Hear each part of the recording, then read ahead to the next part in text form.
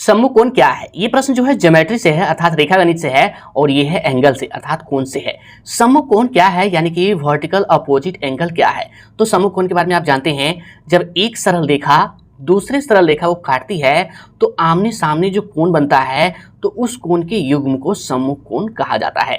तो यहाँ पर हम लिखेंगे जब, क्या लिखेंगे, जब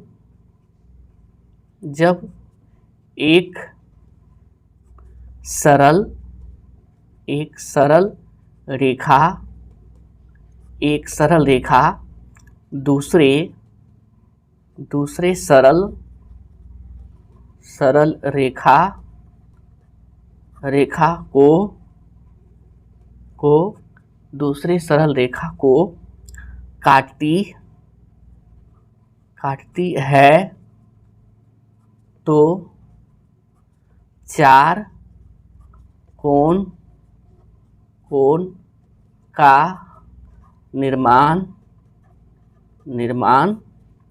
होता है।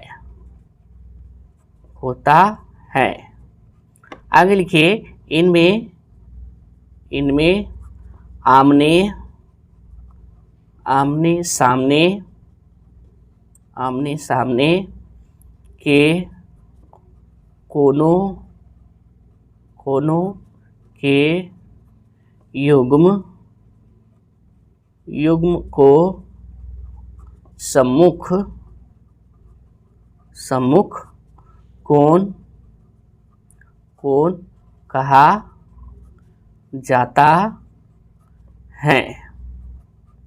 जब एक सरल रेखा दूसरे सरल रेखा को काटती है, यानी कि एक सरल रेखा जो है दूसरे सरल रेखा को काट दिया। जैसे देखिए, मान लीजिए एक सरल रेखा ये है और दूसरा सरल रेखा ये है। मान लीजिए ये ए बी है और ये है सी डी और ओ बिंदु पर मान लीजिए कट रहा है। एक सरल रेखा जो है दूसरे सरल रेखा को काट दिया तो चार कोण बना, एक यहाँ बना और एक यहाँ बना, एक यहाँ बना और एक यहाँ बना। ठीक है, चार कोण बना।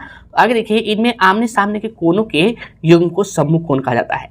जैसे कि आमने सामने, जैसे कि मान लीजिए ये कोण और ये कोण दोनों सम्मुख कोण है और ये कोण क्या है, सम्मुख कोण है। तो यही है सम्मुख कोण।